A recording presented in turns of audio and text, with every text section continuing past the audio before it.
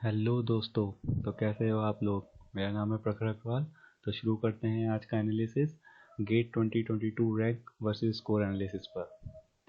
तो जैसे कि आप जानते ही होंगे, हम गेट स्कोर के थ्रू बहुत सारी जगह जा सकते हैं। उसमें पहला हो जाता है हमारा पीएसयू। हम इससे रिसर्च कर सकते हैं। रिसर्च जैसे हमारे पास हो गया डीआरडीओ, इसरो, बार्क। और रिसर्च ओरिएंटेड जॉब्स भी बहुत सारी होती हैं जो हमारे गेट के बेसिस पर निकलती हैं।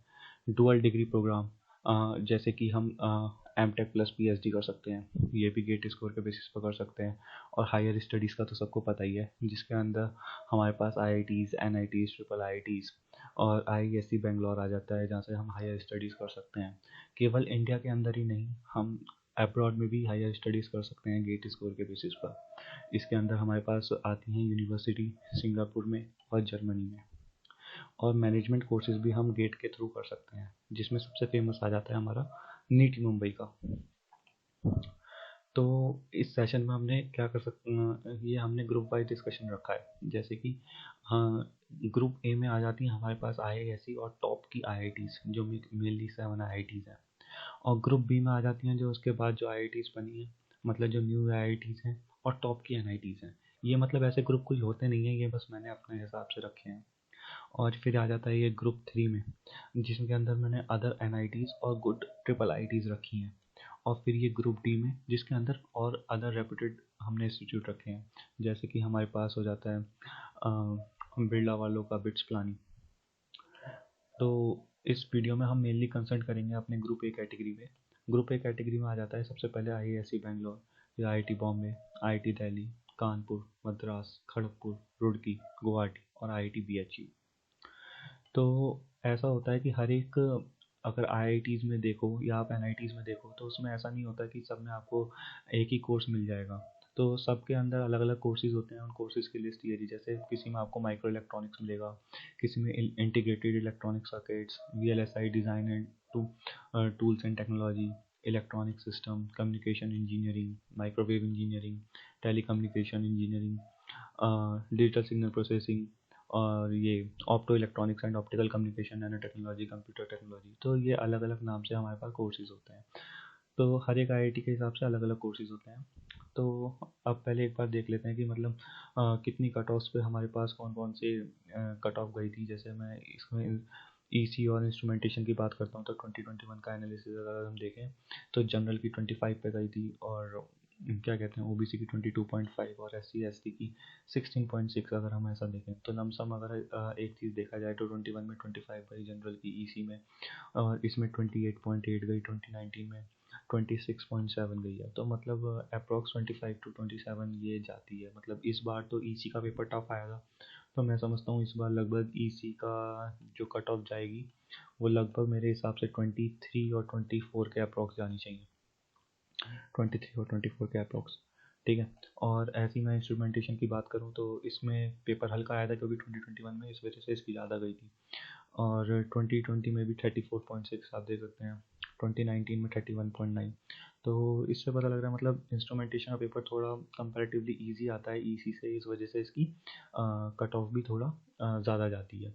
तो ऐसे ही अगर हम देखें तो ओबीसी में इसमें 32 है, 24 है 2021 में, और 2020 में 31.1, 23, 28.7, 21.3। तो ये मैंने पूरी एक लिस्ट बना रखी है, यहाँ से आप चेक कर सकते हैं। फिर सबसे पहले मैं बात करता हूँ जैसे आईआईएससी बेंगलोर की।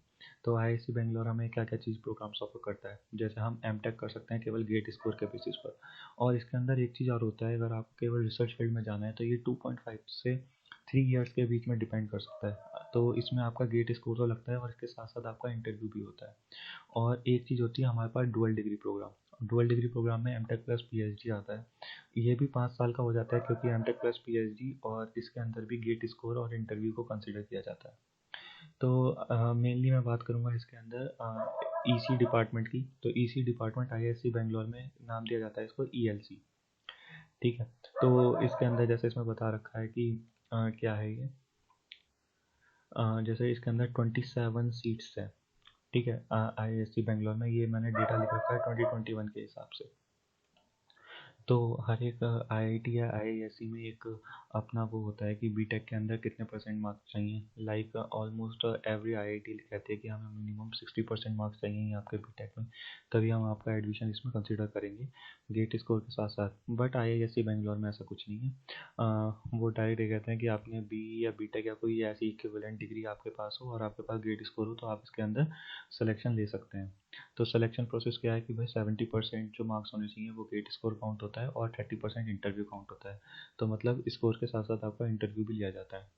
और अगर मैं ईएलसी मानी यानी इलेक्ट्रॉनिक्स एंड कम्युनिकेशन इंजीनियरिंग की बात करूं तो इसका एरिया ऑफ स्टडी कौन कौन सा आ जाता है, communication, networking, information, coding theory. तो मतलब ये करके हमारे पास अलग अलग डोमेन्स हैं जिसके अंदर आप एडमिशन ले सकते हैं।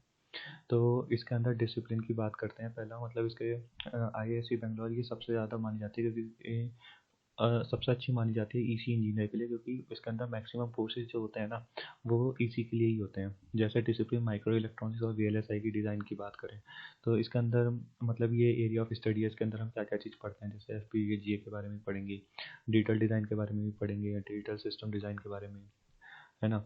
और ये ऑप्टो इलेक्ट्रॉनिक डिवाइस इस तरह से करके मतलब ये मैंने लिखा है कि इसके अंदर क्या क्या चीज़ पढ़ोगे। तो कोर इलेक्ट्रॉनिक्स इसके अंदर आ जाती है।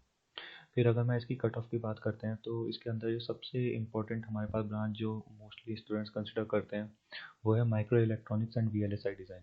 तो अगर मैं ईसी की बात करूँ तो मतलब इस पे कभी कभी मतलब ये है कि जनरल की मैक्सिमम गई है कि अगर आपका 1000 स्कोर है तो आपका मैक्सिमम जो उसका क्या है कि 1000 और मिनिमम 972।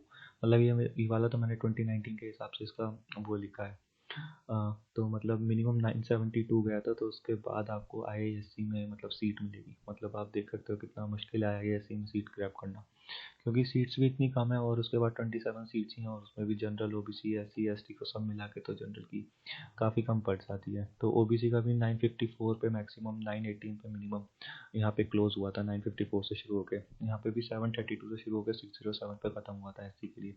और एसटी के लिए 692 पे मतलब ओपन हुआ था और 476 पे ये बंद हो गया था। ऐसे इंस्ट्रूमेंटेशन वाले के लिए कि 894 पे हुआ था और मिनिमम 887 तक गया था।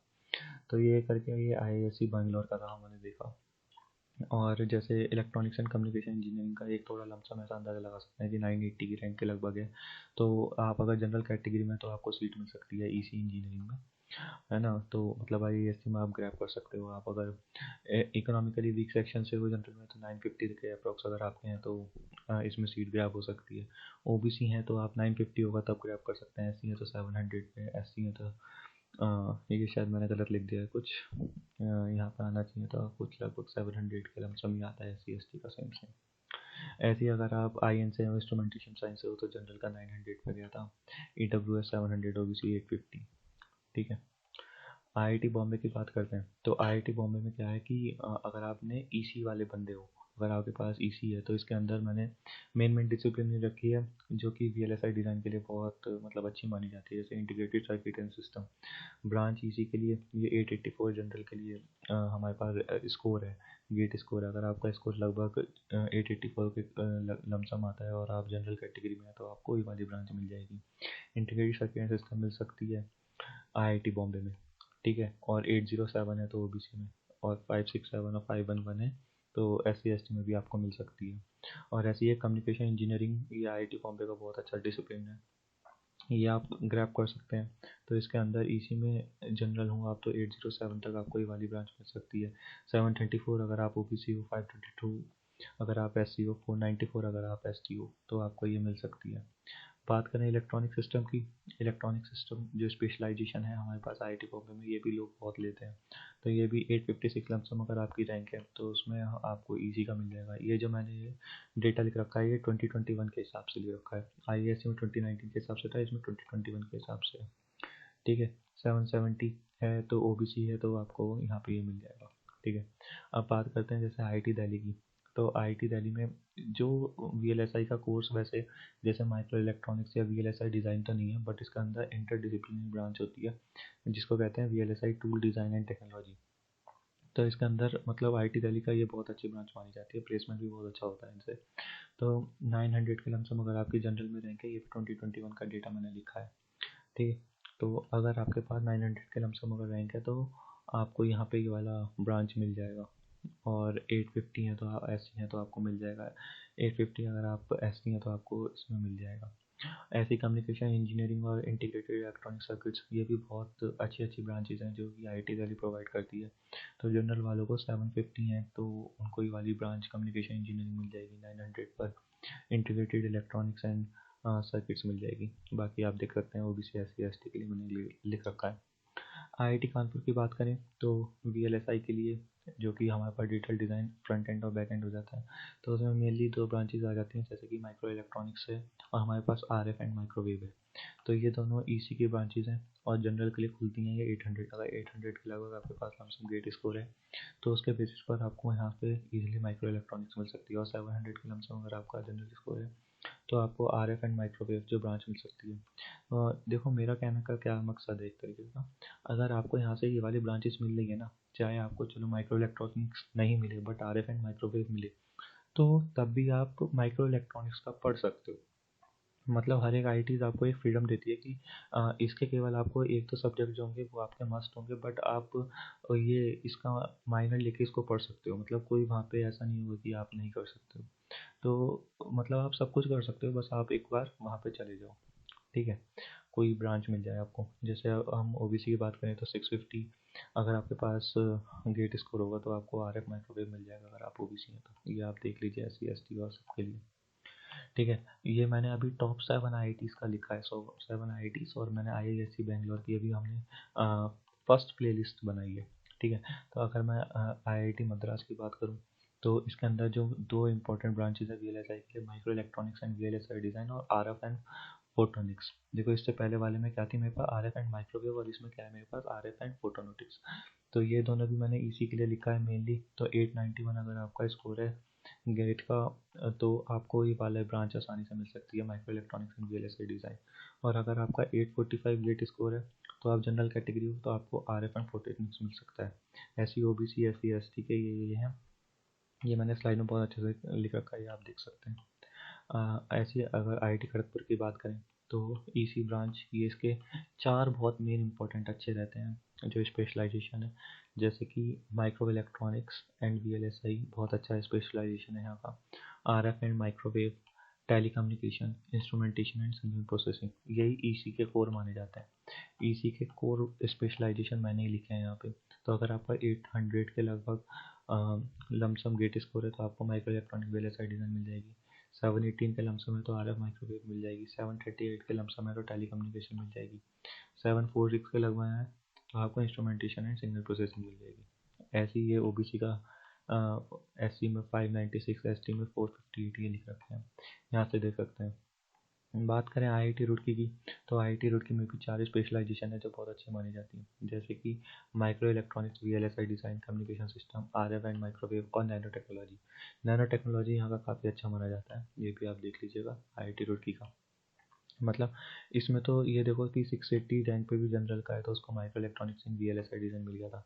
650 पे कम्युनिकेशन सिस्टम, 650 पे आरएफ एंड माइक्रोवेव और 580 पे नैनो टेक्नोलॉजी मिल गया था जनरल वालों को। तो और ओबीसी वाले को ये देखो ये लिख रखा है 650, 600, 600, 500। ठीक है, तो ऐसे ही एससी और एसटी वाले के लिए मैंने यहाँ पे लिख रखा है, ये आप देख सकते हैं। ठीक है, तो ऐसी आईआईटी गुवाहाटी का देखते हैं। आईआईटी गुवाहाटी में भी मैंने चार जो मेन ब्रांचेज स्पेशलाइजेशन ये लिखा है। पहला जैसे हो जाता है हमारे पास वीएलएसआई डिज़ाइन, सेकंड हो जाता है signal processing and machine learning, फिर आरएफ एंड फोटोनिक्स और कम्युनिकेशन। ये तीनों ही मैंने ईसी के ब्रांचेस लिखा है। इंस्ट्रूमेंटेशन वाला भी इसे ले सकता है बट मैंने मेनली ईसी पे कंसंट्रेट करा है। अब 735 जो है, 735 का लगभग आपका ग्रेड स्कोर है तो आपको वीएलएसआई यहाँ पर आसानी से मिल जाएगा। 740 है तो इसके अंदर आपको आसानी से यहाँ पे signal processing and machine learning मिल जाएगा। मतलब ये जो मैं डेटा बता रहा हूँ ये 2021 के हिसाब से बता रहा हूँ। तो 2021 के हिसाब से भी इस बार भी देखो लमसम ऐसे ही जाएगा, क्योंकि गेट स्कोर रैंक पर निर्भर नहीं कर सकता। अब देखो चाहे पेपर कितना भी टफ आ जाए, ठीक है, पेपर टफ आएगा तो आपकी कट ऑफ कम जाएगी बट गेट स्कोर उस हिसाब से ही बनेगा परसेंटाइल के बेसिस पे। ठीक है, आर एफ एंड फोटोनिक्स के अगर हो आपको ये चाहिए और आपका गेट स्कोर 615 के लमसम है तो आप आईआईटी गुवाहाटी से बहुत आराम से ये ले सकते हो। 650 के हिसाब से तो आप बहुत आराम से कम्युनिकेशन ले सकते हो। और ओबीसी वाले के लिए ये चीज़ है, OBC S C S T वाले भी ये देख सकते हैं।